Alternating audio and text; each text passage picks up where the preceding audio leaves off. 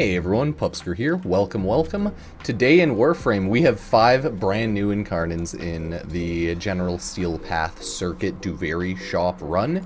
And you can also technically buy these Incarnon weapons from Cavalero on the Zariman. So, plan today is we are going to take a look at all of these new primes, and then we are going to see what's going on there.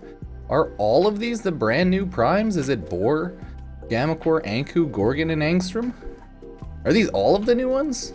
For some reason I thought Gammacor was, or like the Gorgon was already Incarnon. Either way, let's take a look. So, Boar, Gammacor, Anku, Gorgon, and the Angstrum. I don't know why, but I thought like one of these, the Boar or like the Gorgon, were already in rotation. Either way, Evolution 1 for all of them is Headshot, Headshot, that one's Reach 6 combo, Headshot, and Headshot. Yeah, I know, my brain's just broken from playing so much Warframe that I thought these were already in game. So, the Boar one is damage reload from empty, or just increased damage, and then increased damage, and then with armor over 450, punch through. Okay, not too bad, not too bad. Now we have some brand new Incarnons. The third one is ammo capacity, nice. Accuracy, and then on reload from empty, reload speed. Maybe the ready reload speed or ammo capacity be ideal. Now, status chance, then we have crit chance and crit multiplier, and then you have crit chance, status chance. Okay, the 20% crit chance, 0.5 crit multiplier. Obviously, that's what you'll want to take on that, right? Like, I'm not crazy. Obviously, you'll want to take that. Yeah, just hit Angstrum headshots. Exactly. But, like, look at that. 20% crit chance with a 0.5 multiplier. Dang, Boar's looking spicy right now. So, we have the Gammacor. Increased damage. Channeled ability active. You get better multi-shot, but only 25%. Still not bad. Then the other one, increased damage on 50 energy spent, increased damage by 5 for 10 seconds, and it stacks up to 4 times. I would say infused shots is probably better for this one, because there's a higher chance you're spending 50 energy than channeling an ability, but this one's one of those where it really depends what type of Warframe you're playing, because some Warframes just you're not using channeled abilities, right? So, yeah, that really depends.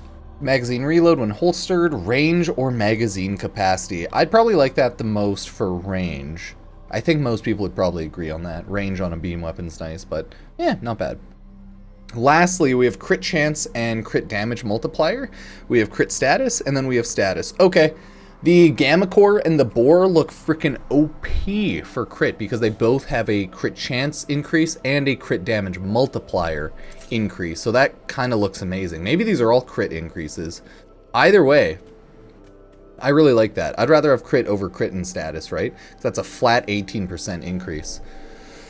Oh, my Cyanoid Gammacor is going to be a Cyanoid Incarnon Gammacor. Not bad, though.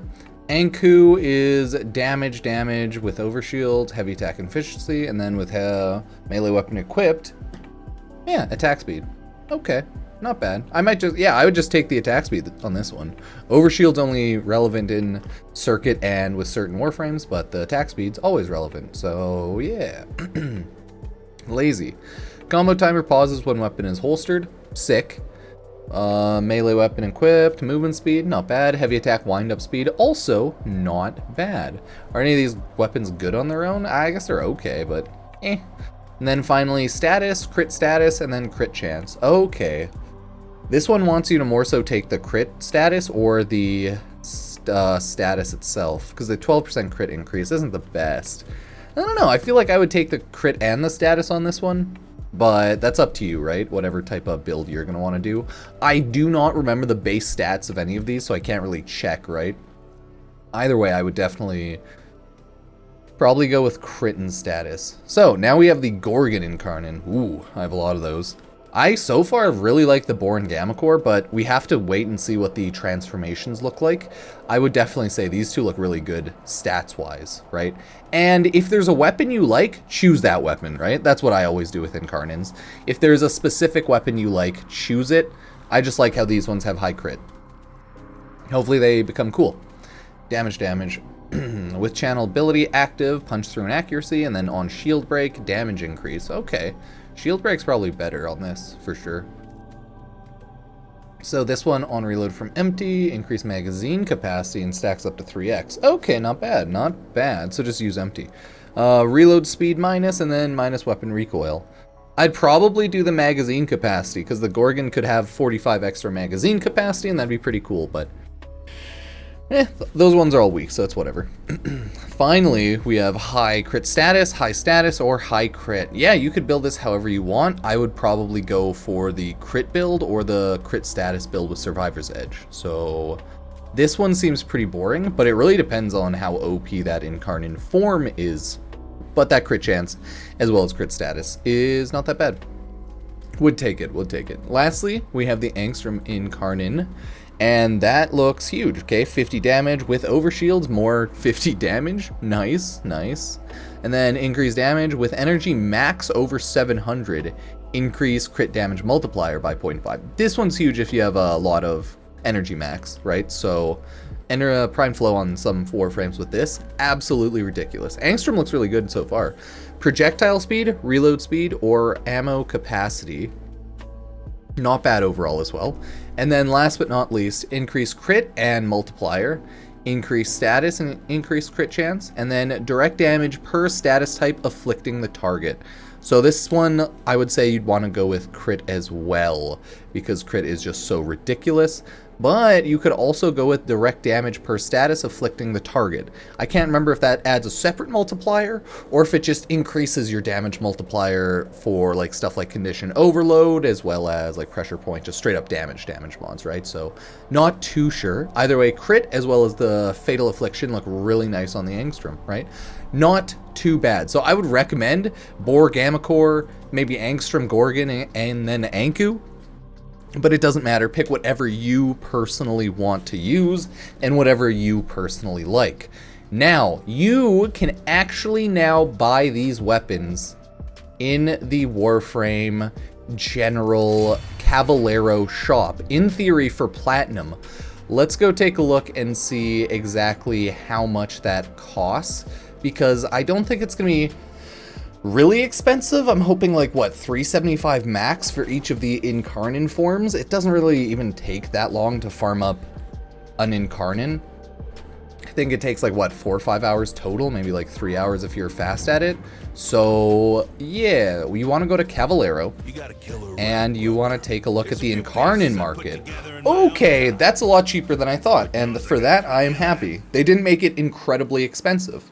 Each one is 120, so it is 600 in total, and you do get all of the gear, such as like Pathos clamps, Rune Marrow, everything that you need to install it as well. I wanted to talk about this because a handful of people are more mad of this, less people care, I would say, but there are still people that are angry about this, so I'm kind of curious.